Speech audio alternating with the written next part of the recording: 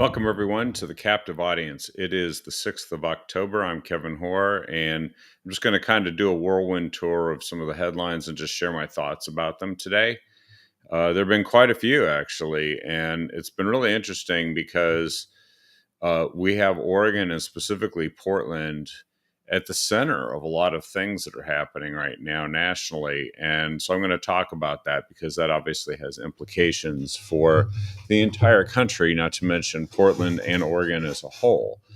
Um, so, first things first, of course, is the federal judge that here in Oregon who replaced another federal judge uh, to handle the case of the state of Oregon suing to block the Oregon National Guard from being deployed to Portland to defend federal facilities, personnel, and ensure the enforcement of federal law.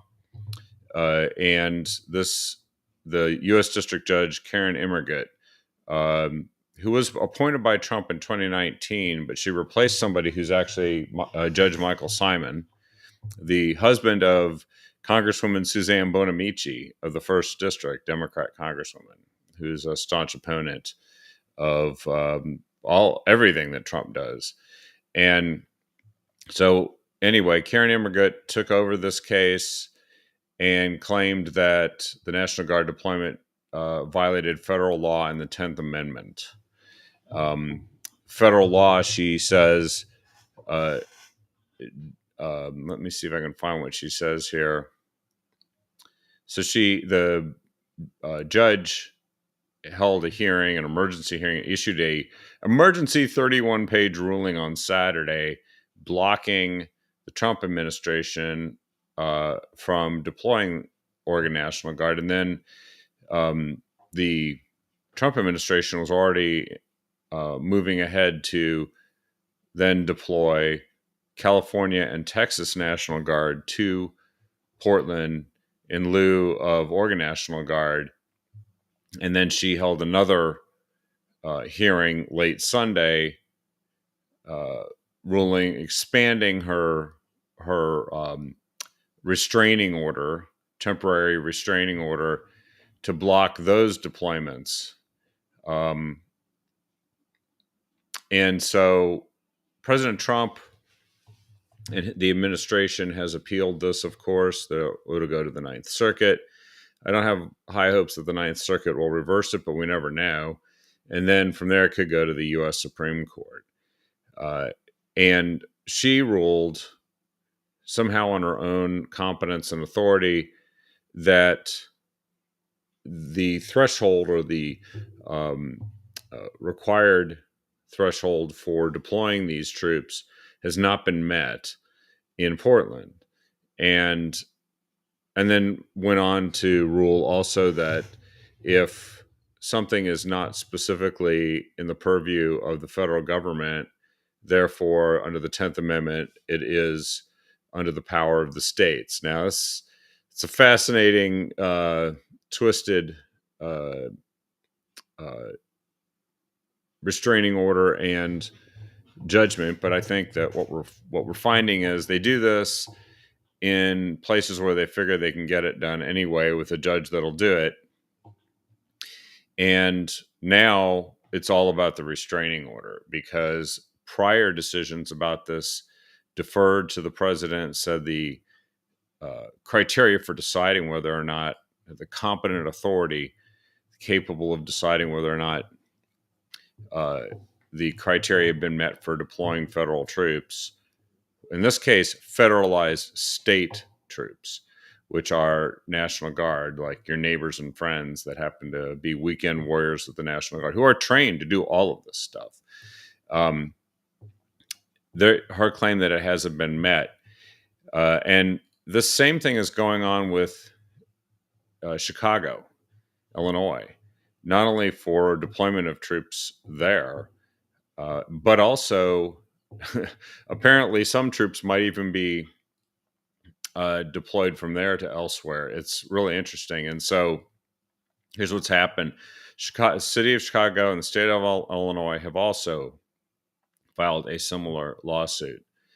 And so Governor J.B. Pritzker, the super huge dude that owns hotel chains like a billionaire, and Mayor Brandon Johnson, whose popularity is in the single digits in Chicago, are the ones that have filed this. By the way, I think Brandon Johnson's also issued a mayoral edict of some kind claiming that the city of Chicago is an ICE-free zone, which he has absolutely no authority to do whatsoever, period.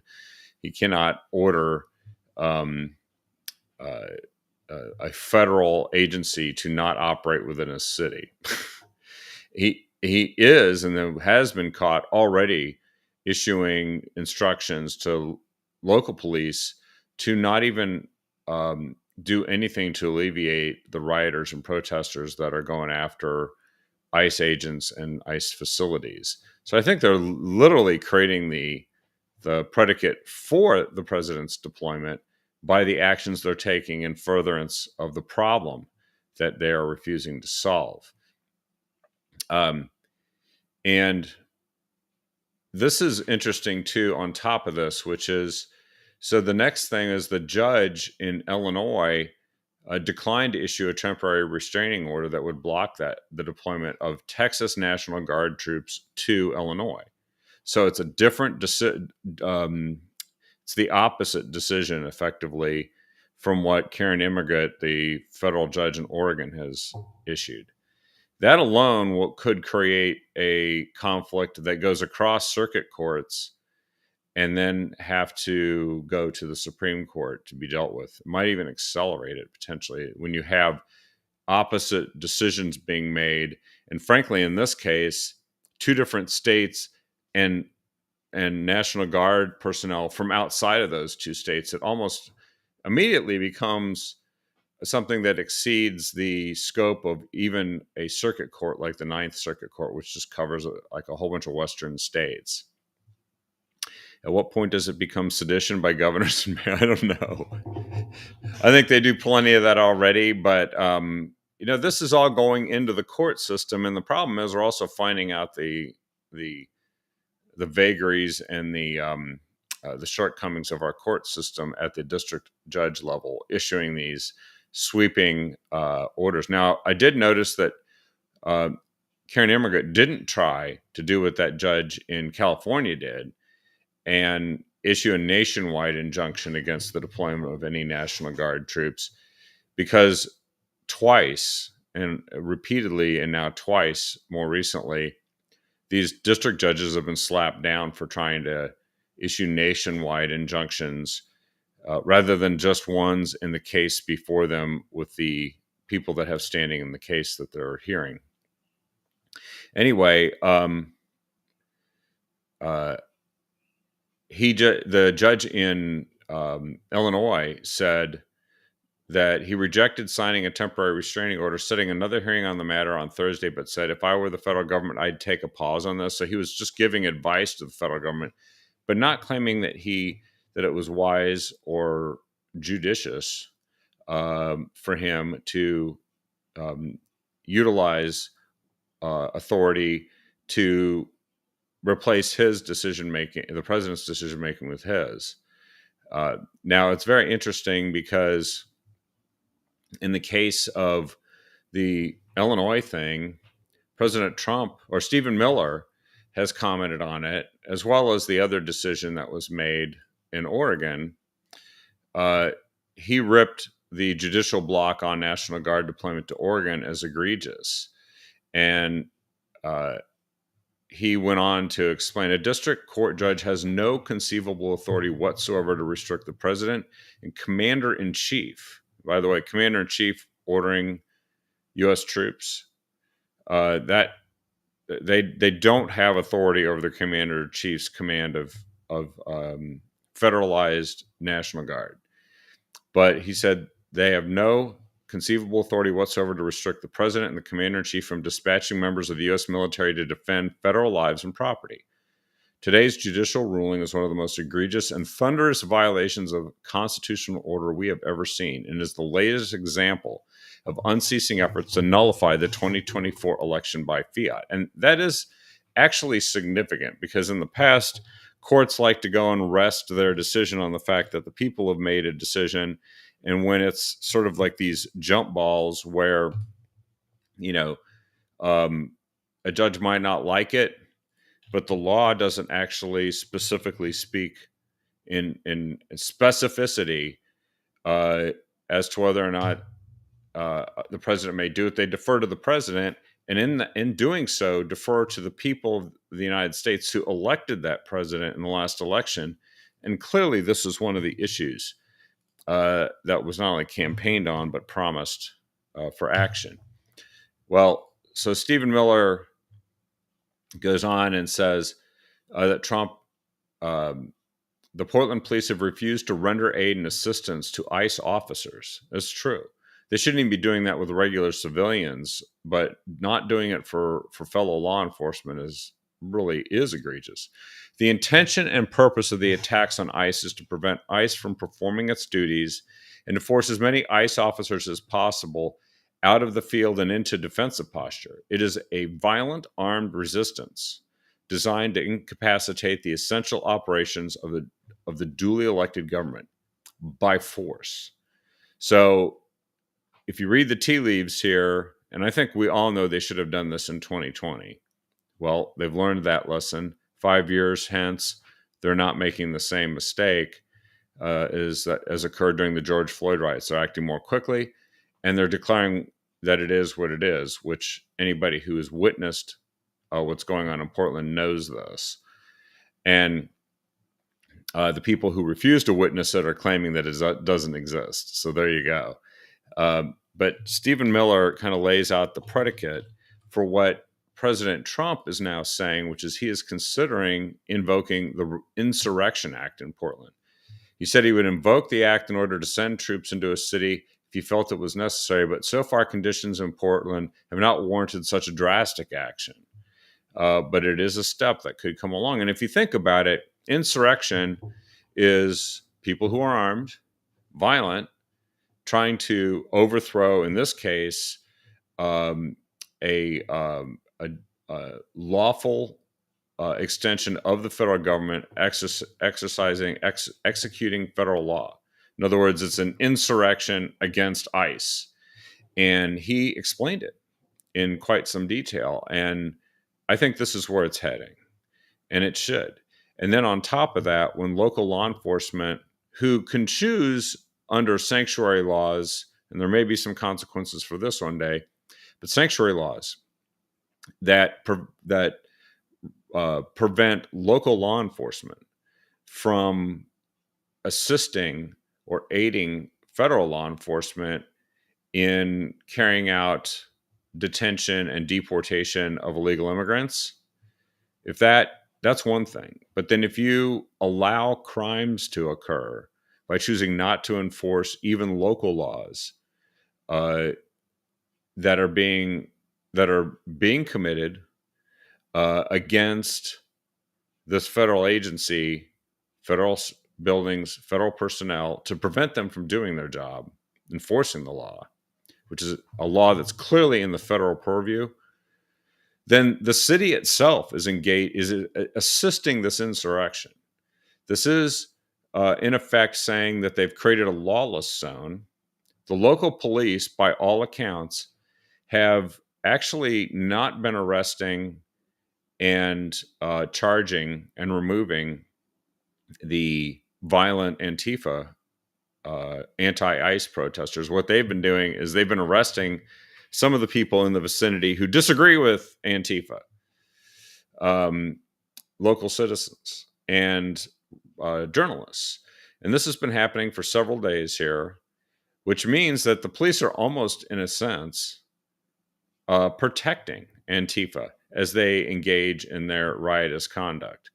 Local elected officials have been calling this just protest, making their voices heard. We've been through this before. We've seen the playbook. We know that in 2020, those aren't people making their voices heard. Those are people engaged in violent, riotous conduct. It's not only against local law, but when it interferes with federal law enforcement, it is obstructing federal law enforcement.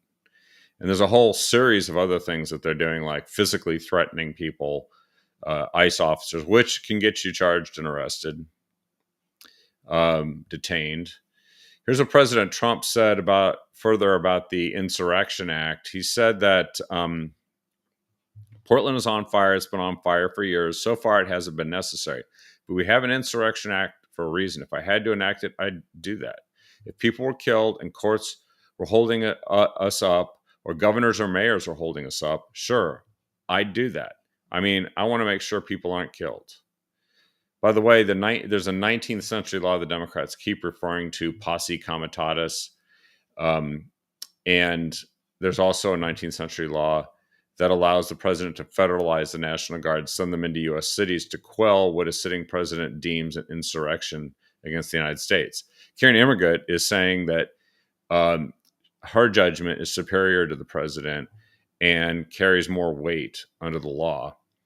And so this is going to play out here. And I don't know about Karen Immergut's prospects for one day reaching higher judgeship, but it probably won't be under the Trump administration. Just a wild guess. Now, if she's sustained by the higher courts and the Supreme Court, then I guess she just gets to claim to be right. However, so far, the only competent authority to decide that this is the case is the president himself under these laws. And posse comitatus, actually, has an ironic history, was back in the South when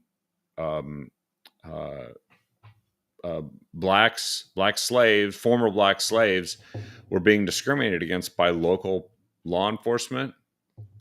And there was a lot of federal law enforcement that was in the South after the Civil War during Reconstruction. And eventually this posse comitatus law was adopted in order to hat tip to the people in the South who didn't like having federal troops interfere with local law enforcement that wanted to kind of turn the clock back and put the black slaves in their place again. So it's kind of ironic that this is happening in the way it is happening, because the Democrats are essentially citing a law which was a hat tip to some racists, frankly, but it has remained on the books, and then it may conflict with another law that allows the president to decide if the circumstances exist that he has to take action. So let me see. Yes, I did post that. Interesting and very embarrassing for the governor of Chicago. At the same time that the governor of Illinois, Pritzker, was lambasting Trump and bemoaning the fact that that this federal law enforcement has been conducting raids in Chicago. Lo and behold, one of these raids netted a whole slew of Venezuelan gang members of Tren de Aragua, a group that has been designated as a foreign terrorist organization by the President of the United States under federal law. And so the response here from DHS Assistant Secretary Tricia McLaughlin was a response to Governor Pritzker saying, yes, during this targeted operation, DHS law enforcement arrested multiple Tren de Aragua members and domestic terrorists. J.B. Pritzker can thank ICE and CBP for risking their lives to remove these dangerous criminals from his state. So Democrats are going to the mat to make sure that foreign terrorist organizations and criminal gangs here illegally in the United States or in contravention of their legal status, if they have one, for remaining president of the United States, that these people, violent people that are organized crime as well, are being removed. Pritzker and the Democrats have decided they're going to go to the mat for those people. I think it's not going to turn out well for them. No, the Supreme Court has not decided that President Trump can use the National Guard in Oregon. It's going to take, there's going to be an appeals process. I just don't know if it's going to go through the Ninth Circuit or bypass it. I couldn't tell you. I do believe they weighed in on the rulings that took place in California with the National Guard. So there is some precedent for that, but I could be wrong. That might have been in another appellate court, say the Ninth Circuit. Anyway, to your guys' point, you've been saying that Andy Ngo and Kevin Dahlgren have been showing videos on X on just how bad it is in Portland, and particularly how bad some of the rioting is. And there's a few articles here that are very interesting. There's a Fox News editorial, which David Marcus, and he says Portland's dystopia delusion is coming to a city near all of us. So it's kind of warning that Portland's dystopia is something that can easily spread elsewhere by simply imitating what Portland has been doing in these other cities. And some other cities are doing that. He says here in his commentary that he was at the airport in Portland, and he had a Lyft driver who was apparently lecturing him for 20 minutes while he was driving about President Trump laundering money for Russia for decades, which I've heard that from leftists and confused people, that Antifa doesn't exist. They're saying Antifa doesn't exist, which means that Antifa has nothing to worry about if they don't exist, right? This guy registered a complaint against this journalist saying he discriminated against him for disagreeing, presumably, with what the journalist called a hectoring screed. And he does refer to something, a lot of us have seen episodes of Portlandia, and it's from a bygone era when, Portland was the safe but weird place. And now there are still people trying to say that everything's fine. They show a clean street with some nice restaurants and say, see, Portland is great. It's no problems. Even though anybody who ventures out through the city will quickly see people drugged out, defecating on the street, engaging in sex acts, all kinds of stuff. And of course, public use of drugs. And even the occasional dead body will present itself because that's what happens when you do fentanyl too much. And so,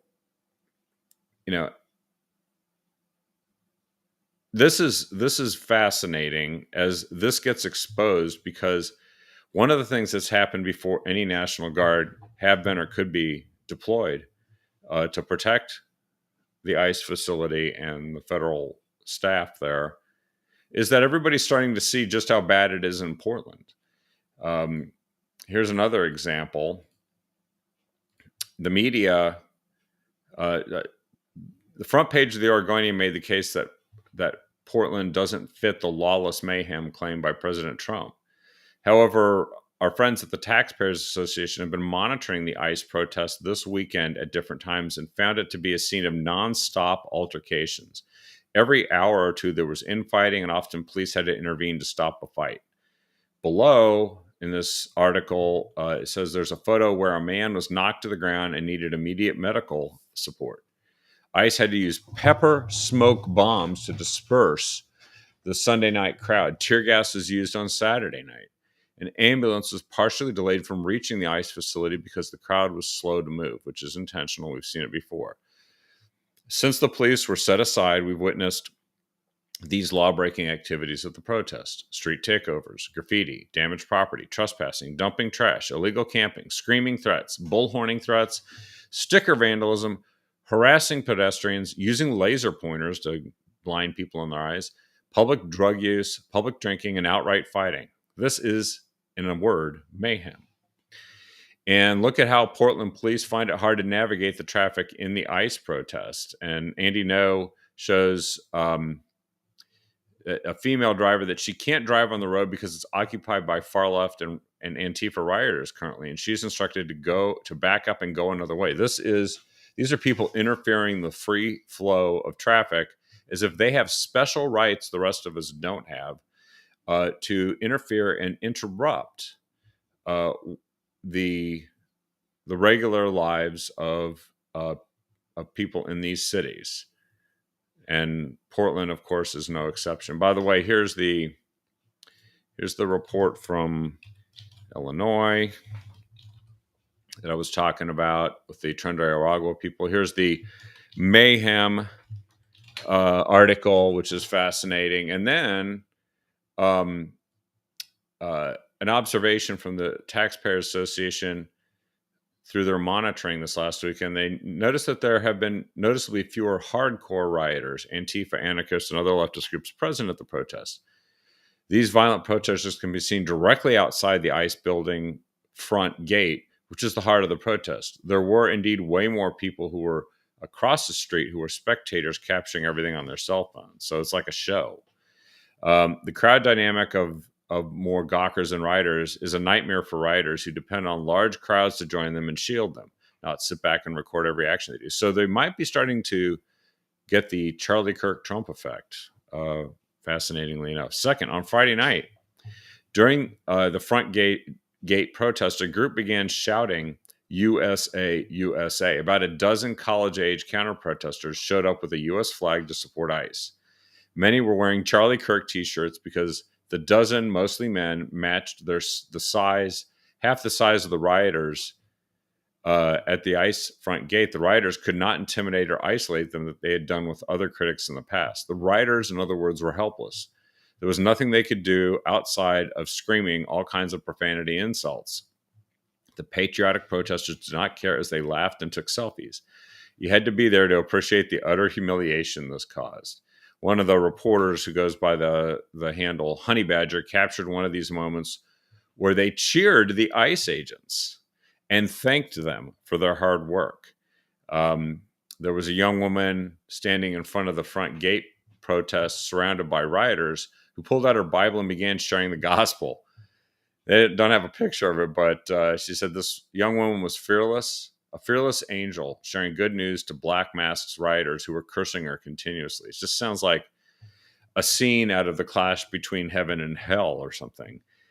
Said you had to be there to appreciate the beauty of the moment. Young people are not afraid to stand up for what they believe. That's the Charlie Kirk effect. They're tired of living in fear, and it's happening across the country, is what this article says. And despite the fact that the Portland protest is national newsmaking, more people rallying for Charlie Kirk at the state capitol last Saturday than protesting ICE. In fact, throughout the week, various patriotic protesters showed up at various times to support ICE. And they captured another one of these moments. Somebody holding up a sign said, "God bless ICE." It really, they say here in the article, you could feel the defeat, confusion, and bewilderment in the air for the rioters.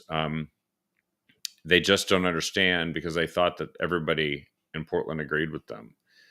There was a black man wearing a MAGA hat, live streaming, and there's a live streaming conservative reporter, both talking to protesters. So they're talking to these protesters. And of course, they were screaming at the black man wearing the MAGA hat. The rioters, these white rioters, are calling him a race traitor. I can see why he kind of burst out laughing. And it's very similar to the fortitude that Charlie Kirk showed, and who's calm as people berated him the many times he went to one of these types of events or went to a college campus.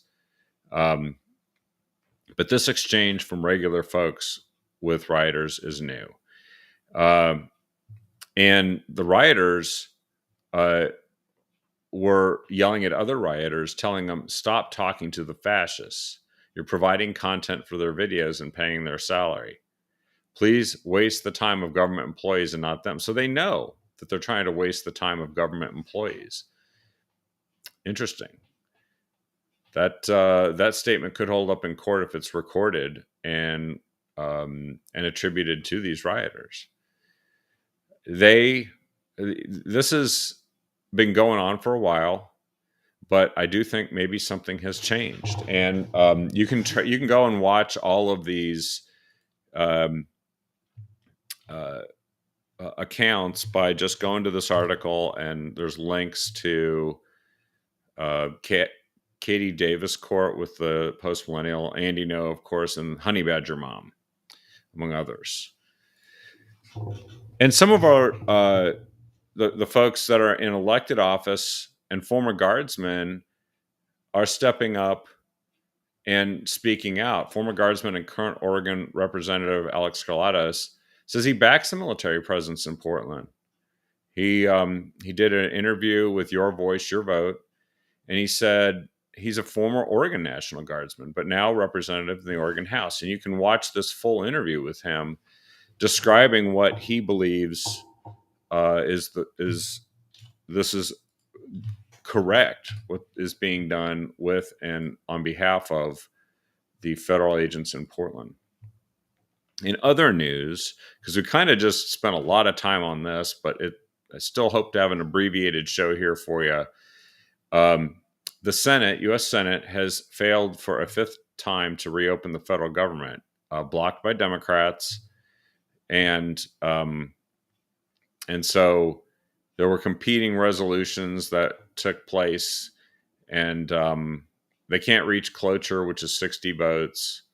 So the government continues to not have money. It ran out on midnight on September 30th. So October 1st, the government just didn't have any money appropriated by Congress. And that's because Congress was still trying to finish its appropriations bills, and they just wanted 6 or 7 more weeks of funding for the government, called a continuing resolution, so they could finish their work, and it would be funded at the last year's budget levels so that there wouldn't be any changes. But Democrats came in and issued $1.5 trillion worth of spending demands in exchange for keeping the government open. So the Democrats voted to shut the government down. And that's what happens when you vote not to fund the government. You are voting for a shutdown. So this is really interesting as it continues to unfold. The Democrats are whining that no one will talk to them about spending $1.5 trillion more, but there's just no way that's going to happen. And it's having some effects. Apparently, the government shutdown could delay the yearly Social Security payment adjustment for inflation, because the Bureau of Labor Statistics that usually announces this is closed. So who is that on the heads of? That's on the heads of Chuck Schumer and Hakeem Jeffries and the Democrats. It also turns out that President Trump has powers now in order to operate within the funding parameters. He can decide that something is non-essential and shut it down right now and essentially cancel it. Well, he's done exactly this, and he started with a whole bunch of green energy, Biden crony capitalist grants that were being issued, and a bunch of them have, as we know, they've all disproportionately gone to blue states who love having all of these green programs that can only exist if the government shoves money in them, like the wind farms off the coast of Oregon. That's been pretty much wrapped up and canceled. But another $500 million in energy grants to fund the green programs the Democrats are counting on, in which, as we said, blue states love them. And so the blue states are now experiencing a lot of cancellations of these things. They're really hemming and hawing about it. They're claiming that it'll be, that it's illegal. They always claim that. It's illegal until it's found not illegal by the courts, and they just say that. But they, and then they claim that this is an attempt to hurt blue states and take revenge for the election. But actually, blue state senators are standing lockstep in keeping the government shut down. So really, this is just what happens when you vote to shut down the government and you empower effectively the president to cancel and set aside spending and programs and personnel that can't operate within the scope of a essential required service of the government. So the Democrats are going to take it on the chin here for a while. And yes, the Social Security adjustment is pretty small. Or although I think last year it was pretty significant. I think it was like 6 or 8%. But it is really interesting that the Democrats, who, if the situation reversed, would be squealing that Republicans had prevented the Bureau of Labor Statistics from being open, you hear no end to it. That's what you'd hear. We've heard that Republicans are saying that Democrats actually want these tax dollars spent, which aren't really tax dollars because they're borrowing almost all of it, for illegal immigrants. And there's an article which you should read, which is really good. And it lays out what the Schumer shutdown is and actually what the shell game is, where the Democrats are fighting for funding that, in fact, is attributable and spent on healthcare for and other benefits for illegal immigrants. Here's kind of in a nutshell.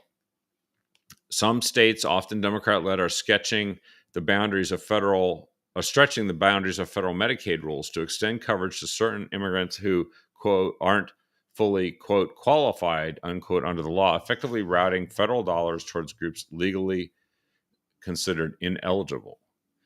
And so it's supposed to be against the law. The New York Times tries to fact check this, but they vaguely admitted separately, the federal government does reimburse hospitals for providing emergency care to low-income authorized immigrants who are otherwise ineligible for Medicaid. So in other words, illegal immigrants go to the emergency room, get health care, don't pay, bill gets sent to Medicaid. States are sticking it to Medicaid, even though states like Oregon said, well, we want to pay for that with our tax dollars since it's illegal to do so.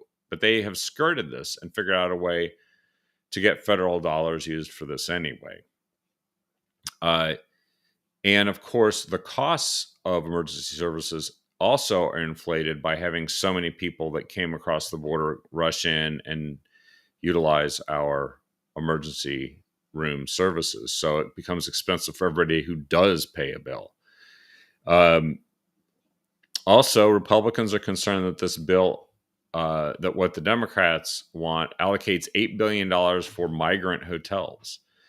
The nuance is that the funds ostensibly support broader federal law enforcement. So they're calling it law enforcement. But in fact, it's to not deport people, but hold them in hotels temporarily. And so it effectively takes money that should be going to actual law enforcement and diverts it to immigration, illegal immigration driven activities and away from lawful legal residents. And now they are putting numbers to this. And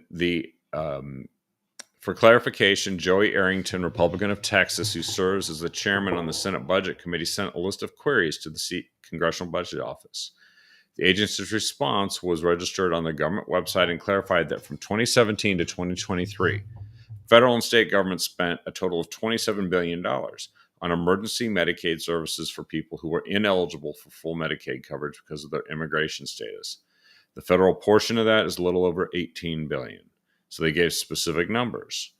So it exists, and Democrats claim it doesn't exist.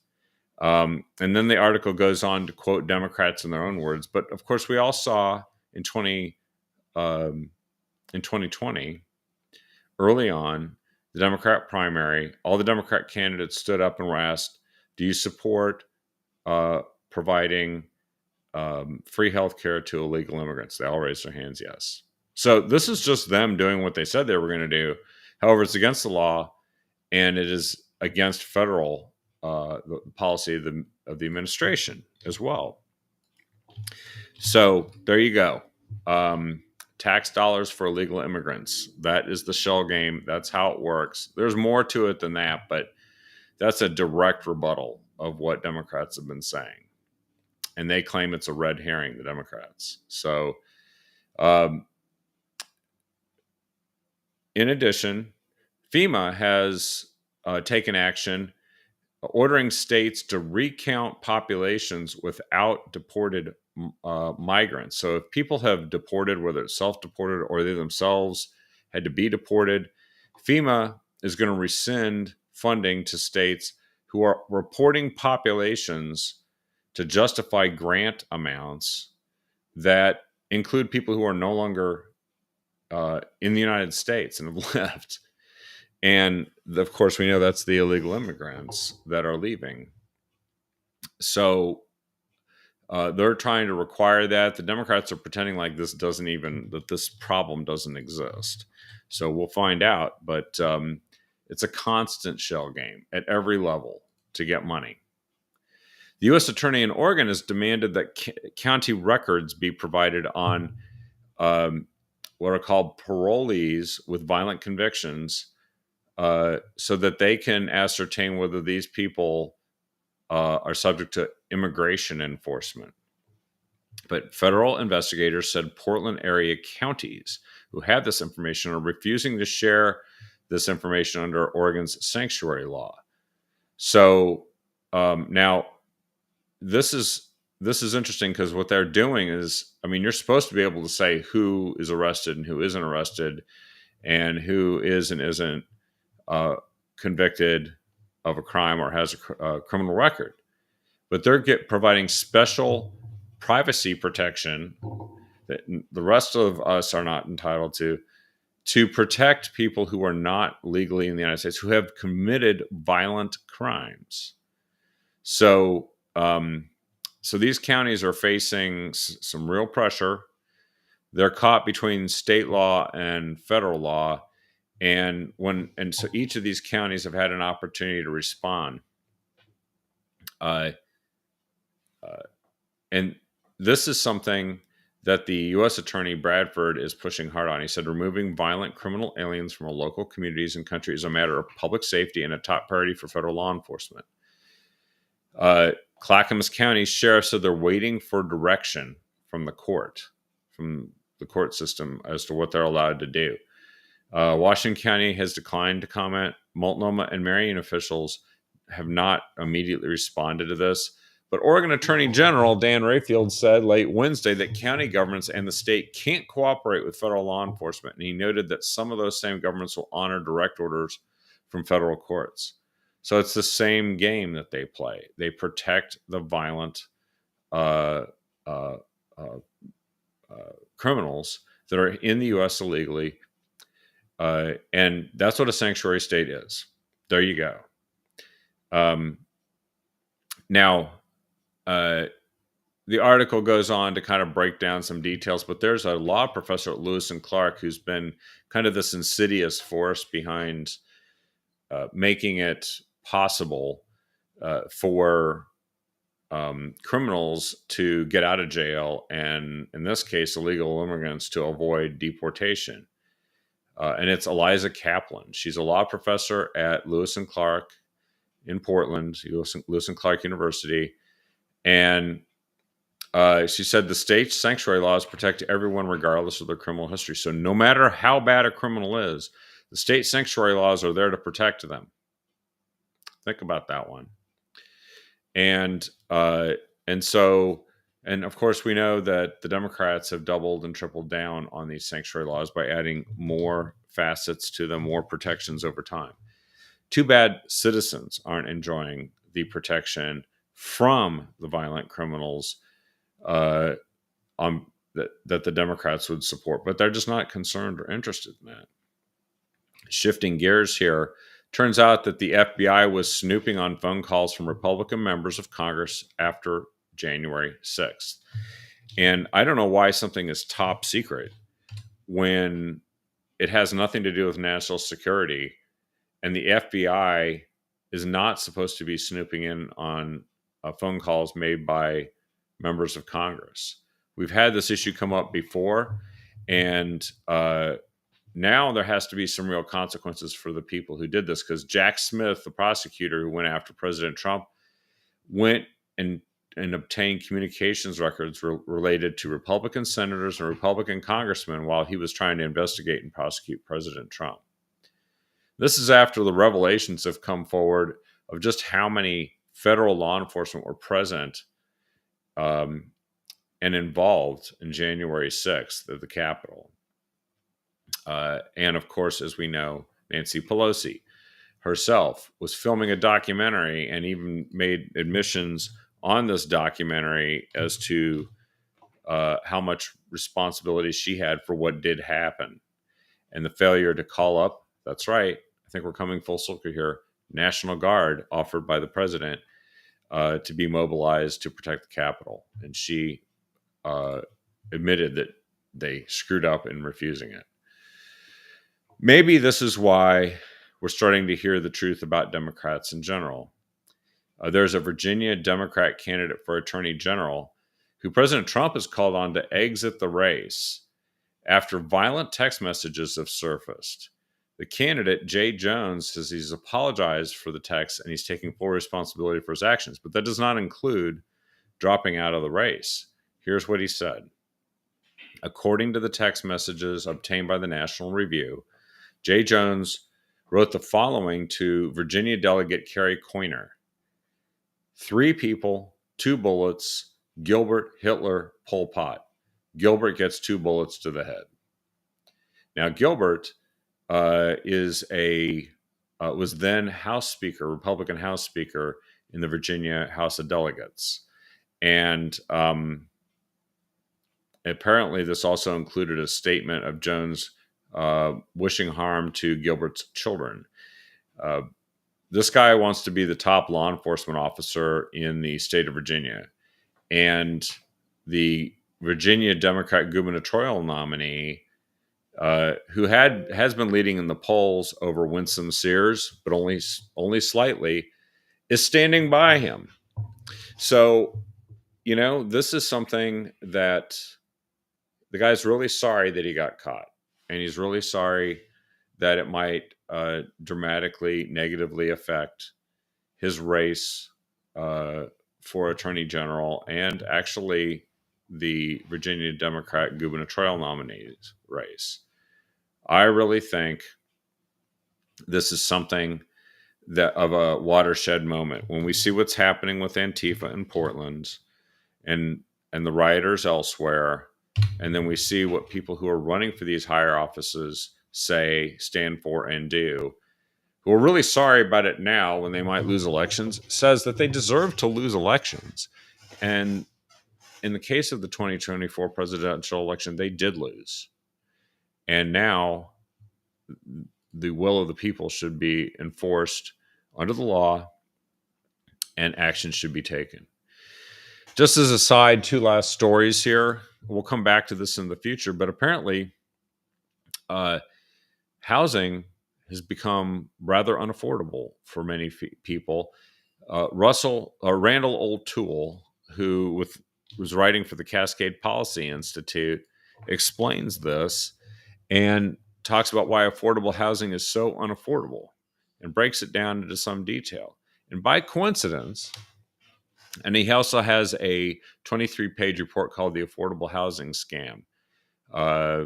He's run a blog called The Anti-Planner, which is against all the silly planning that actually restricts the building of housing and forces mass transit on people, forces them to live on top of each other in densified neighborhoods instead of in homes like they would like to. It lays this out, and I think it's worth a read. And like I said, by coincidence, today, President Trump actually spoke out on housing affordability, and he went after the home builders saying it's time that they should start building homes. And he talked about getting Fannie Mae and Freddie Mac, which are the home finance companies, get them out from being essentially government. What do they say? It's Fannie Mae and Freddie Mac have been since 2008, essentially under the. I can't find the term here, but I read it earlier, and it is conservatorship since 2008 when they received $200 billion in taxpayer bailout funds. But now they're simply not getting money to people who want to borrow it, who can afford to borrow it at a reasonable rate, which is exactly why Fannie Mae and Freddie Mac exist. And so the issue is, it's time for home builders to build and financing to start resuming. They're sitting on almost 2 million empty lots, the home builders, 2 million empty lots. And in the case of Fannie Mae and Freddie Mac, we're finding that people are leaving the market because they simply can't find anything they can afford. At the same time, housing prices are going up and houses are not being built. What is wrong? This is a dysfunctional market. Prices have been going up or staying high. That should sustain the ability to build more. Now, I will say that there's this other element, which is that the regulations at the local and state level and the fees and the permits that are required are also making it at times very, very unprofitable for home builders to build. So there's a multifaceted problem, and it's all caused by the Democrats at this point. So President Trump wants to take action to change this, and I think it is about time. Lastly, and this is a good story to talk about in the coming weeks, but the K through 12 test scores have been revealed here in Oregon.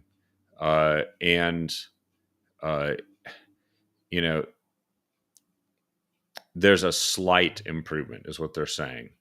But they're saying the participation rates are 3 to 5 points higher than the depths of 2021, 2022, but still far from the 95% participation rate in taking the tests. And it's so bad that 11th graders, they have to actually engage in some statistical, analytical techniques, because they have such low participation rates, in order to find out whether people are actually reading, doing math at grade level. And so there's a slight uptick, but it's also being compared to the low point of COVID. And Oregon, as we know, is well behind the rest of the country. Now, My Central Oregon tends to be a left-leaning blog, so they're probably putting the best spin on this. Let's watch in the coming weeks just how much information we can get about what's happening with our education system here in Oregon. It's certainly not doing a very good job attracting people to the state. Yes, Pam, thank you. Thank you for mentioning that. And yeah, and they were in a downward spiral before COVID. Now Democrats continue to blame COVID for everything. I think we should blame Democrats for all of it at this point, because there's been plenty of time to recover and plenty of money spent. Yeah, and there is an affordability crisis for what is being built too. But I can tell you, when it comes to the places being built, Marjorie, in Washington County and elsewhere in Oregon, they've made it so that it might be a $500,000 house, but $100,000 to $200,000 of it must be spent before they ever lay a single piece of wood or a brick on the ground, or hammer in a nail. It's permits. It's a laborious process. You own this land, but you can't build on it until you do jump through all these hoops. Now, maybe Washington County isn't as bad as Multnomah County, but that does describe the problem. Who's cleaning it up? No one in Oregon. No one in Oregon. Anyway, thank you everyone for joining me here tonight. Sorry for the late start, but I hope you enjoyed the show, and I will be looking forward to seeing you when I'm back on in a future episode of The Captive Audience here. Tomorrow night, we're going to have an encore presentation of the interview I did with Ed Deal last Thursday. So if you missed it, it's a good one. Representative Ed Deal, he's one of the most thoughtful people in the state legislature, and he kind of shares with us what's happening both at the state level and reflecting on how that intersects with the federal level as we're seeing it unfold here. So check it out, because if you missed it, it's a very good one. Anyway, thanks all of you for watching. Please share the show with everyone you can, and we'll see you on the next episode